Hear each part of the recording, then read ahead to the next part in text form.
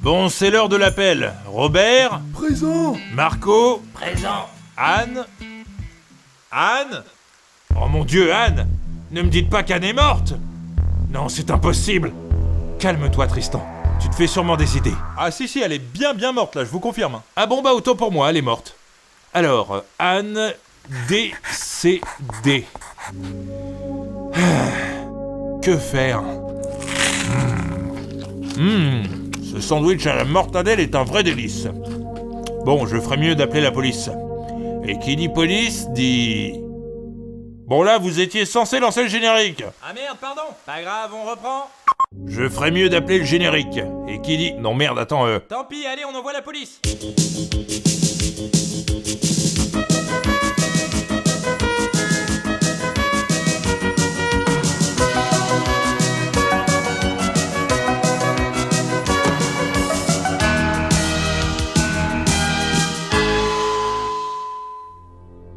Épisode 7. Assassinat au cimetière. Alors ça c'est plutôt intriguant comme mort, parce que généralement le cimetière c'est là où les gens sont déjà morts. Donc comment on peut tuer un mort à moins que ça soit un mort vivant qui soit remort? Donc ça ferait un mort vivant mort.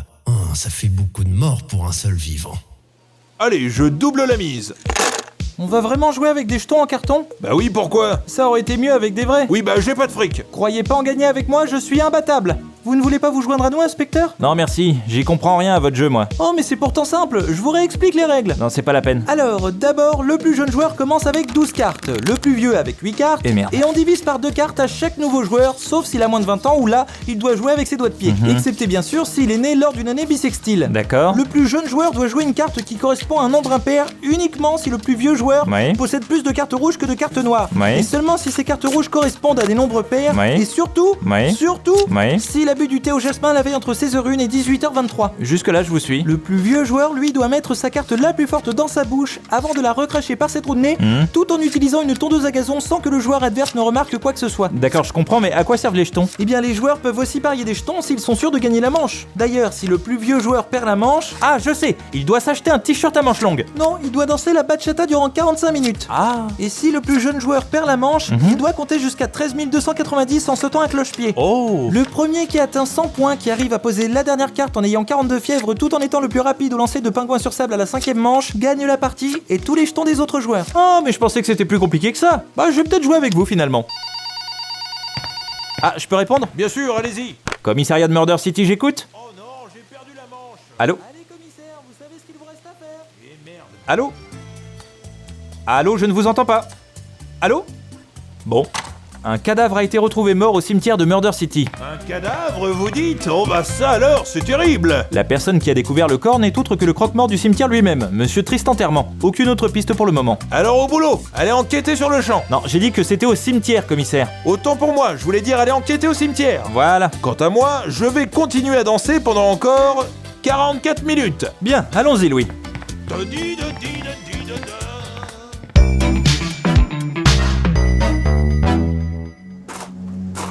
Inspecteur, je peux me confier à vous? Si je vous réponds non, vous allez quand même le faire, n'est-ce pas? J'ai peur des cimetières. C'est la chose la plus ridicule que j'ai jamais entendue. Pourquoi vous dites ça? Enfin, Louis, ce n'est pas parce qu'il fait nuit noire, que c'est la pleine lune, qu'il y a tellement de brouillard qu'on voit pas 10 mètres, qu'on risque de tomber sur des cadavres, des squelettes, des sorcières, des zombies, des loups-garous, voire des revenants qu'il faut avoir la frousse. Vous avez dit des revenants? Qu'est-ce que c'est? Et des revenants, bah c'est c'est des gens qui reviennent. C'est-à-dire? Et ben, Allez, bonne soirée les gars, c'était super. Oh merde, attendez, j'ai oublié mes clés. voilà, ça c'est un revenant par exemple. Il revient chercher ses clés. Ah, c'est donc ça? En tout cas, vous n'avez rien à craindre. Oui, d'accord, mais si on croise un zombie comme vous avez dit? Voyons, mon cher Louis, je plaisantais. Tout le monde sait que les zombies n'existent pas. Ah, ouf, me voilà rassuré. Ah, un zombie! Allons, du calme. Ce n'est qu'un homme couvert de plaies, le visage en lambeaux, qui marche les bras tendus, la bouche dégoulinante de sang. C'est un zombie, inspecteur, fuyez! Non mais Louis, revenez. Oh. Eh ben bravo, vous avez vu ce que vous avez fait? Oups, je l'ai fait fuir. Bah ouais, vous l'avez fait fuir, c'est vraiment pas cool, le pauvre. Je pensais pas l'effrayer à ce point-là. Non mais voilà, après faut pas s'étonner si les gens ont des préjugés sur les morts vivants. Ça, j'ai pas fait exprès. Oui, bah en attendant, vous lui avez fait peur. Alors allez vous excuser. Quoi? Mais j'ai juste... Je veux pas le savoir, allez vous excuser tout de suite. Bon, d'accord, j'y cours. Oh, attention, oubliez pas vos jambes en partant. Oui, merci, je sais. Ça fait 10 fois que je les perds depuis ce matin. Attendez, je vais vous les ramasser. Voilà. Oh, il y a une inscription sous le pied. Made in China. Je comprends rien à l'espagnol. Tenez. Vous pourrez m'aider à les recoller? Ah, vous avez de la chance, j'ai toujours du double face sur moi. Tenez. Et voilà, ça devrait tenir comme ça. Super, merci. Allez, sauvez-vous. Tant que vous êtes là, je peux vous croquer la gorge vite fait ou... Oh, ça aurait été avec plaisir, mais vous voyez, j'ai pas vraiment le temps là. Ah bon? Ouais, je suis assez pressé. Ah, dommage. Une affaire de meurtre, vous comprenez. Bien sûr, pas de problème. La prochaine fois peut-être. Ça marche. Eh bien, à la prochaine. C'est ça. La bata, la pipe, Ah là là, les morts vivants. Ils sont vraiment impayables. Ah. Mince, j'ai l'impression d'avoir oublié un truc.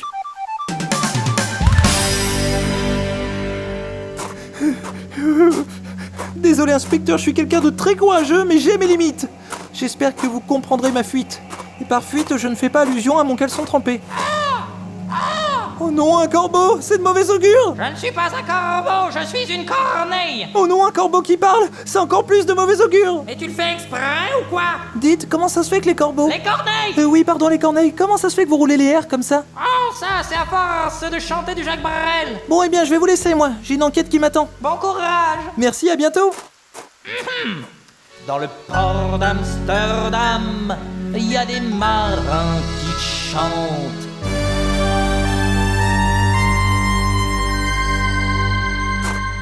C'est pas vrai, où est-ce qu'il est passé? Louis? Louis? Si vous m'entendez, clignez des yeux. Bon, il est pas là, ça se saurait. Comment je vais faire pour le retrouver? Il fait vraiment sombre en plus. Comme si c'était la... Bah, c'est la nuit d'ailleurs. Faudrait pas que je tombe sur un zombie moi non plus. Mais qu'est-ce que je raconte? Ça n'existe même pas. Inspecteur? Ah, zombie! Aïe! Mais non, c'est moi, Docteur Crofil. Docteur? Bon sang, vous m'avez fait peur! Ah bah, j'ai vu ça, ouais. Je suis si moche que ça pour que vous me confondiez avec un zombie?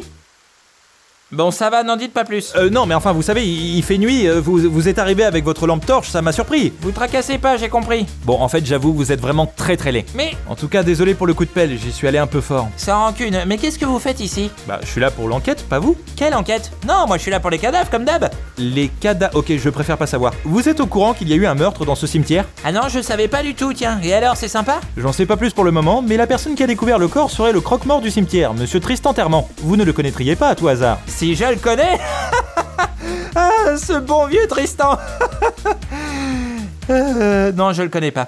Ah bon? Mais je pensais que... Attendez, vous avez dit Tristan ou Triston? Ça n'existe pas, Triston. Ah si, je peux vous dire que ça existe. Ah bon? Vous en connaissez beaucoup des Tristons, vous? Non, aucun, pourquoi? Laissez tomber, moi c'est Tristan que je cherche. Vous le connaissez, oui ou non? Ah mais oui, Tristan, mais bien sûr que je le connais. Bon, alors si vous pouviez me conduire jusqu'à lui, ça serait parfait. J'aimerais l'interroger. Pas de problème. Mais le petit gars n'est pas avec vous? Qui ça, Louis? Mais non, votre acolyte, là. Louis? Ouais, voilà. Non, il s'est enfui quand on a croisé un zombie. Et là, je suis en train de faire le signe des guillemets avec mes doigts en disant zombie. Toujours bien de le préciser dans le cadre d'une série audio. Exactement. Mais du coup, vaudrait mieux aller le chercher, non? Je me connais, je vais sûrement me perdre à mon tour si je vais le chercher. Si vous êtes tous les deux perdus, ça va être dur d'enquêter, hein. Sans blague. Mais vu que vous avez l'air de connaître le cimetière comme votre poche, vous allez être un gentil docteur et vous irez le chercher pendant que moi je resterai sagement ici à vous attendre. Par hasard, vous essayez pas de me manipuler, là? Je ne fais pas qu'essayer. C'est bien ce qui me semblait. Bon bah j'y vais alors. Parfait, je vous attends là. À tout de suite. Trop facile. Pour la 3e fois, monsieur le zombie, non, je ne sais pas dans quelle direction est votre tombe. Ils sont pénibles. Ah, je vois que vous avez fait connaissance avec Eugène. Ah, salut René. Salut Eugène, t'as l'air en forme. Merci. Docteur Crofil? Vous voilà mon petit, je vous ai cherché partout, l'inspecteur vous attend. Désolé, ce zombie n'a pas arrêté de me tenir la jambe. C'est normal, la sienne ne tient pas bien, donc il cherche à la remplacer. Ah, je comprends mieux. Inspecteur, on est là. Ah bah pas trop tôt. Mais c'est de votre faute, vous deviez nous attendre. Pourquoi vous êtes parti à l'autre bout du cimetière? Hein? Mais j'ai pas bougé moi. La vache, même quand vous restez immobile, vous arrivez à vous perdre, c'est fou ça. Désolé d'avoir pris la fuite, inspecteur. Ce n'est rien, mon cher Louis. Je ferai simplement un rapport détaillé au commissaire sur votre mauvais comportement et votre manque de professionnalisme, ce qui provoquera probablement votre licenciement et mettra fin à toute votre carrière. Vous êtes trop bon, inspecteur. Mais je sais. Bien, normalement à cette heure-ci, Tristan doit faire sa pause casse-croûte devant l'entrée du cimetière. Allons-y. C'est lui là-bas. Ouh, il a pas l'air très armoire. Hein? Pas très placard. Comment ça? Non, enfin, Pas très commode? voilà, c'est ça, je confonds toujours. Vous dites ça parce qu'il fait 2 mètres de haut et que ses bras font la taille de mes cuisses? Mais non, parce qu'il mange un sandwich au blé complet. C'est pas un rigolo. Ah, effectivement, c'est impressionnant. Salut Tristan! Hey, comment ça va, René? Eh ben super! Zoupadatatatouip, zoupadatatatouip. Qu'est-ce qu'ils nous font là? Aucune idée. Et je te présente l'inspecteur Rabistouille. Enchanté. Et le petit gars à côté, c'est Ah, je me souviens jamais de son nom. C'est pas un truc genre Laurent Houtan ou... Je m'appelle Louis Titi. Ah voilà, c'est ça. Bon, vous n'êtes pas obligé de retenir son nom, ce n'est pas un personnage si important que ça. D'accord. Hé! Bien, monsieur Terman, nous sommes là pour le meurtre qui a eu lieu dans votre cimetière. Vous pouvez nous en dire plus? Un meurtre, vous dites? Quelle horreur! Dites donc, vous en faites une tête d'enterrement? Ouais, on me le dit souvent. Ah oui, c'est bon, je me rappelle. C'est moi qui vous ai appelé. Excusez-moi, quand j'ai le ventre vide, je fais des amnésies. Bah, mangez donc votre sandwich! Oui, bonsoir, qui êtes-vous? Hein? Non mais genre à ce point-là? On vient juste de se parler, monsieur Terman. Qui que vous soyez, sortez de ma chambre, s'il vous plaît. Tristan, allez, mange! Je sens que ça va être compliqué. Oh, inspecteur, ça fait longtemps. Oui, ça va. Bon alors, le meurtre. Ah, voilà. Il s'agit d'Anne Assassiné. Un cadavre qui est ici depuis le mois dernier. Non, c'est pas vrai. Anne a été tuée? Vous la connaissiez, docteur? Oui, bien sûr, enfin pas de son vivant. Vous me dégoûtez. Bon, et de quoi est-elle morte, cette pauvre demoiselle? Je dirais qu'elle est morte de décès. Merci pour ces précisions. Docteur, faudrait peut-être l'examiner et faire un rapport d'autopsie, non? Vous avez raison. Allons voir sa tombe, suivez-moi. Bah et moi alors On revient.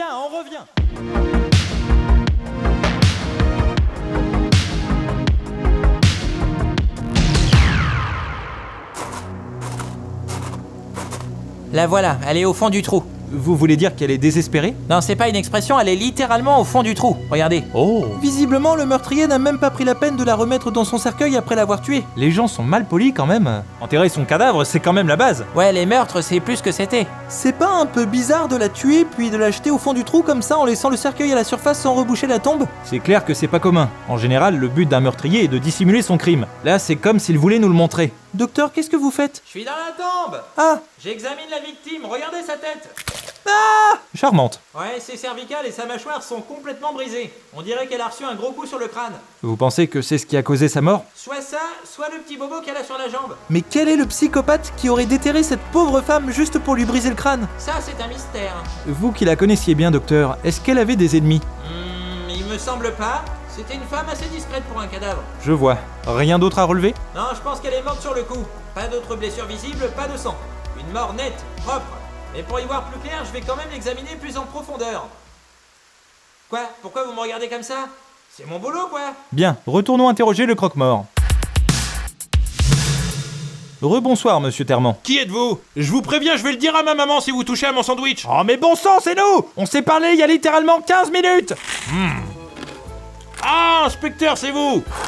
Bon, vous pouvez vous dépêcher de le manger, votre sandwich? Qu'on en finisse avec ces amnésies à répétition? Non mais regardez, inspecteur, c'est pas le même sandwich. Il en mange un autre. Celui-là est au jambon et mental. Ah effectivement, bien observé, Louis. Ce qui veut dire, si je comprends bien, qu'il n'a jamais vraiment le ventre plein. Exact, c'est le 10e sandwich que je mange cette nuit. Mon Dieu. Bon, vous pouvez nous dire en détail ce qu'il s'est passé? Bien sûr. Alors Ah oui, voilà. J'ai déterré le cercueil de Mademoiselle Assassiné, je dirais... peu avant minuit. Comme d'hab. Misère, ça va être long. Attendez, je vous coupe. Comment ça, vous avez déterré son cercueil? Votre boulot, c'est pas d'enterrer plutôt? Ah non, en fait, on est 2 croque-morts à bosser ici. Moi, je m'occupe de déterrer les cadavres, et mon collègue, lui, il les enterre. J'ai peur de demander, mais il s'appelle comment, votre collègue? Il s'appelle Jean. J'enterre, évidemment. Et pourquoi vous déterrez les cadavres? Vous savez, ils s'ennuient à mourir dans leur tombe. C'est le cas de le dire. Alors à la tombée de la nuit, je déterre leur cercueil pour qu'ils puissent se dégourdir un peu les jambes. Ce qui explique pourquoi on a croisé des zombies. Y a pas de zombies ici, y a que des morts vivants. Vous voyez, Louis, je vous l'avais dit, les zombies, ça n'existe pas. Continuez, monsieur Terman. Oui, donc je disais... J'ai déterré le cercueil de Mademoiselle Assassiné cette nuit, peu avant minuit, et je l'ai laissé sortir. Dans quel état était-elle au moment où elle est sortie de son cercueil? Dans un état de putréfaction, comme tous les autres. Non, je veux dire, elle était contente, en colère Non, elle était normale, comme d'habitude. Bien, continuez. Donc elle est sortie... Et puis j'ai posé son cercueil sur le côté pour que mon collègue puisse l'enterrer de nouveau à l'aube. Tiens, justement, petite question, vers quelle heure les cadavres doivent retourner dans leur tombe? Ils ont jusqu'à 5h du matin pour se balader. Après, faut les réenterrer. Donc une fois leur balade terminée, tous les morts doivent retourner à leur tombe impérativement avant 5 heures. Toujours, c'est le règlement du cimetière. Après, ils sont pas obligés d'attendre 5 heures, hein. Ils peuvent très bien rentrer plus tôt s'ils le souhaitent. C'est surtout pour éviter les rayons du soleil. D'accord, je vois. Et alors, comment avez-vous découvert le corps? Eh bien, c'est quand je suis repassé vers sa tombe plus tard dans la nuit, après avoir déterré tous les cadavres, que j'ai remarqué qu'elle était dans le trou, inconsciente. Ah oui, alors que d'habitude, elle retourne bien sagement dans son cercueil en attendant d'être réenterrée. Exactement. Voilà qui est très inhabituel, effectivement. Inspecteur, je suis en train de me dire que si elle avait été déterrée par quelqu'un d'autre que le croque-mort, on aurait au moins eu une piste d'un éventuel suspect, mais là, c'est compliqué, hein. Effectivement, mon cher Louis, il va être difficile d'élucider ce mystère. Mais ce qui est sûr, c'est qu'il y a forcément quelqu'un qui l'a frappé sur le crâne avant de l'acheter dans ce trou. C'est certain. Par hasard, vous savez si elle s'est baladée seule cette nuit? Personnellement, je ne l'ai pas recroisé entre le moment où je l'ai déterré et celui où je l'ai retrouvé dans le trou. Par contre, ce que je sais, c'est qu'elle a pour habitude de se balader avec Giacomo. Giacomo, vous dites? Oui, Giacomo Platt. Giacomo Platt, vous dites? Oui, c'est un squelette. Un squelette, vous dites? C'est ça, un squelette. Squelette, mon ami, veux-tu du salami? Squelette, mon garçon, veux-tu du saucisson? Ah, vous la connaissez aussi? Et où peut-on le trouver, ce squelette, exactement? Oh, il se balade toujours avec sa guitare, vous pouvez pas le louper, là. Faut savoir, vous venez de nous dire qu'il se baladait toujours avec Mademoiselle Sassinet. Non, inspecteur, il parle de son instrument de musique. Ah, je vois. On a donc affaire à un squelette qui compose. Non, je dirais plutôt qu'il décompose. Bien, merci beaucoup. Je vous en prie.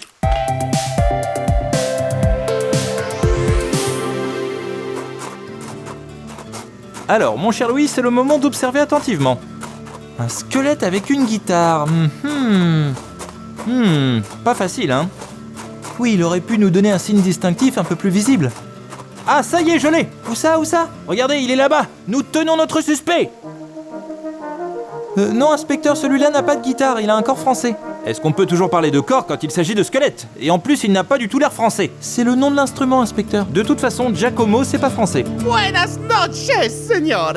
C'est sûrement pas lui non plus, il parle anglais. C'est de l'espagnol, inspecteur. En tout cas, c'est pas de l'italien, donc c'est pas Giacomo. Si, je suis Giacomo. Ah, c'est vous, Giacomo? Si, signor. Ah bah enchanté, moi c'est Lucas. Lucas? C'est ça, ouais. Et moi c'est Louis. Luis? C'est ça, ouais. Ok, ça roule. Ça roule? Ça roule. Ok, ça roule. Ça roule? Oui, bon, stop! Oh, scusi. Pardon de vous dire ça, mais vous êtes pas du tout italien. Je sais, c'est le réalisateur qui a voulu que je sois italiano. Mais le problème, c'est que je ne sais pas parler italiano. C'est embêtant, ils auraient pu choisir un comédien italien pour le rôle de Giacomo. Mais si, je suis d'accord. En plus, je suis obligé de parler avec un accent ridicule et cliché pour que les auditeurs comprennent bien que mon personnage est italiano. Oh, ne vous fatiguez pas, si vous parlez pas italien, ça sert à rien. Vous pouvez parler normalement, on est entre nous. Ouf, putain, merci, je commençais sérieusement à en avoir plein le... Michel, faut te dire comment. Ton personnage est italien. Je veux pas t'entendre parler autrement qu'avec ton accent ridicule et cliché. Mierda. Bon, Monsieur Platt, c'est bien ça? Si? Nous enquêtons sur le meurtre de Mademoiselle Anne Sassinet. Ça vous dit quelque chose? Ah, je ne la connais pas du tout, mais par contre, je connais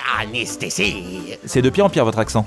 Arrêtez de critiquer. Oui, je vous préviens, je vais vous casser la figure. Allons, vous savez parfaitement que vous n'avez pas les tripes pour ça. Attendez, vous dites ça pour que je sois une squelette? Bon, quoi qu'il en soit, vous mentez. Le croque-mort nous a dit que vous vous baladiez toujours avec Mademoiselle Sassinet. Oh, oui, alors. Si vous essayez de nous cacher quelque chose, je peux vous dire que c'est raté. Pour que vous dites ça? Parce qu'avec votre squelette, on voit parfaitement le petit chien qu'il y a derrière vous. Oh, zut alors, moi qui essayais de le cacher. Aïe, non, lâchez le coccyx, spaghetti, pas manger le coccyx. Oh non, non, mamma mia. Ça doit pas être évident la cohabitation avec un chien quand on est un squelette. Je ne vous le fais pas dire. Avec ce sale clébard, je ne vais pas faire de vieux os. À part ça, avez-vous effectué votre balade habituelle avec la victime, Mademoiselle Sassinet, cette nuit? Si, mais ce qui est bizarre, c'est qu'elle est arrivée vers 1h30 du matin, alors que d'habitude, on se donne toujours rendez-vous à minuit. Ah, elle avait donc 1h30 de retard par rapport à d'habitude. D'habitude. Oh, bon sang, c'est contagieux. Si, c'est la première fois que ça arrive. Qu'est-ce qu'elle vous a donné comme explication? Rien du tout. Et j'ai préféré ne pas lui demander. J'ai pensé que peut-être c'était personnel. Je vois. C'est étrange, le croque-mort nous a dit qu'il l'avait déterré peu avant minuit. Pourquoi n'est-elle pas venue vous rejoindre directement? J'aimerais bien le savoir. Et quand elle est arrivée, était-elle différente par rapport à d'habitude? J'ai failli glisser. Si, absolument. J'ai trouvé qu'elle était un peu étrange. Pas comme d'habitude. Je ne comprenais pas trop ce qu'elle disait. Le croque-mort nous a dit le contraire, qu'elle avait une attitude tout à fait normale. Ah non, ça je peux vous le dire, qu'elle n'était pas du tout dans son état normal. Et comment s'est passé ce rendez-vous? Nous avons parlé longtemps.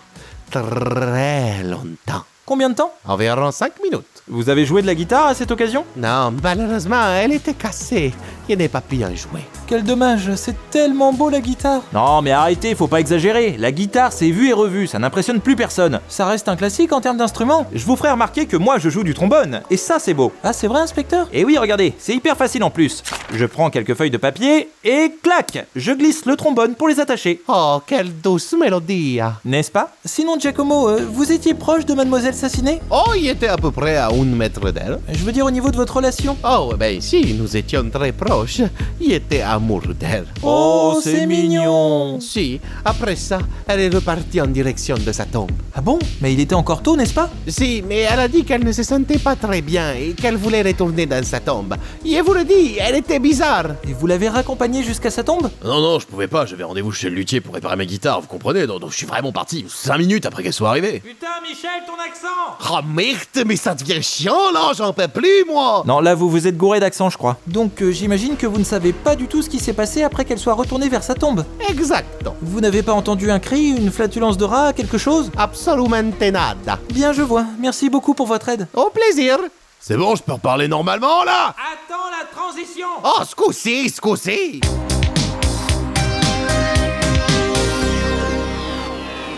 Bien, Giacomo a un alibi en béton. Il avait rendez-vous chez le luthier 5 minutes après l'arrivée de Mademoiselle Sassinet. Il n'était donc plus avec elle au moment des faits. Et en plus de ça, il était fou amoureux d'elle, donc visiblement aucun mobile non plus. Cependant, elle est arrivée 1h30 en retard à son rendez-vous. Et son attitude était étrange selon Giacomo. Oui, qu'est-ce qui pourrait expliquer ça? Attendez, je réfléchis. Si la victime était avec Giacomo jusqu'à ce qu'elle retourne dans sa tombe, et que ce n'est pas lui qui l'a tuée, ça veut dire qu'elle a forcément été tuée sur le chemin menant à sa tombe, vous me suivez? Oui. Mais pourquoi aurait-on pris la peine de la tuer alors qu'elle comptait retourner dans sa tombe? C'est ça que je ne comprends pas. Oui, je comprends pas non plus, il y a aucun intérêt. Retournons voir la tombe. On y trouvera peut-être des indices. Bien, inspecteur.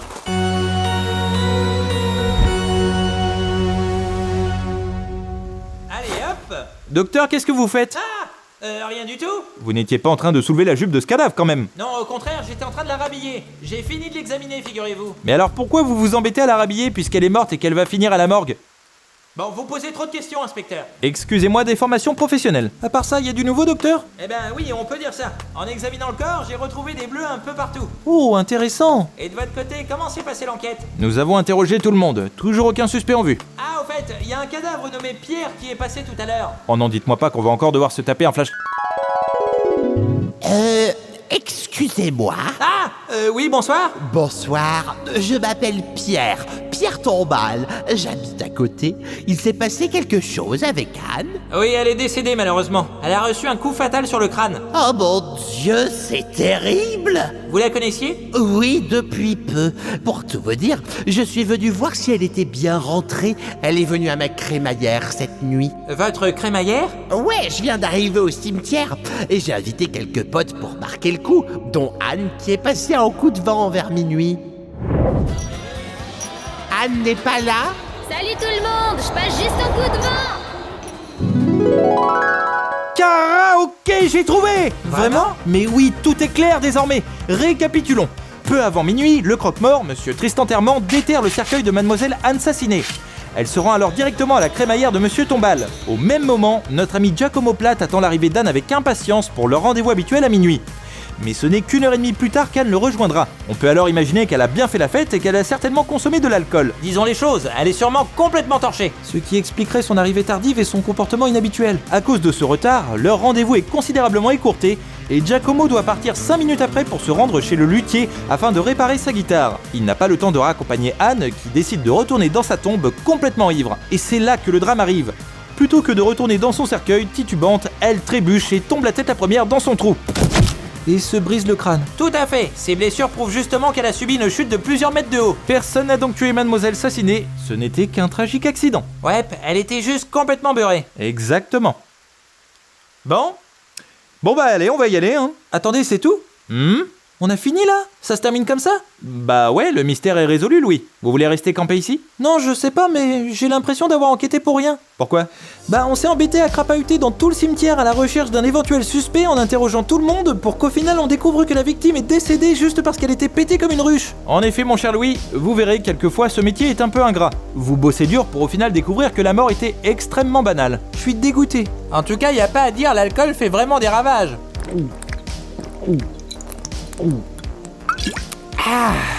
Vous voulez boire une bière, inspecteur? Non merci, c'est gentil de proposer, mais au vu des circonstances, je n'ai pas vraiment le cœur à ça. Ouais, je comprends. Je préfère boire un bon whisky.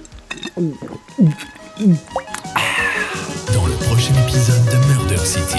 Des coups de feu, tous à terre! Oh mon dieu, mais qu'est-ce qui se passe? Du calme, laissez-moi faire. Non, inspecteur, vous allez vous faire tuer! Je prends le risque. Pour une fois qu'il y a une vraie scène d'action dans cette série audio. Justement, n'allez pas tout gâcher! Restez auprès de votre famille, je me charge du reste. Non, inspecteur! Quand les fils de novembre nous reviennent en mai. Ah d'accord, je vois le genre. Vous n'aimez pas Jacques Brel, là, c'est ça? Alors dans ce cas, voici Georges Brassens. C'était un petit cheval blanc, tous derrière, et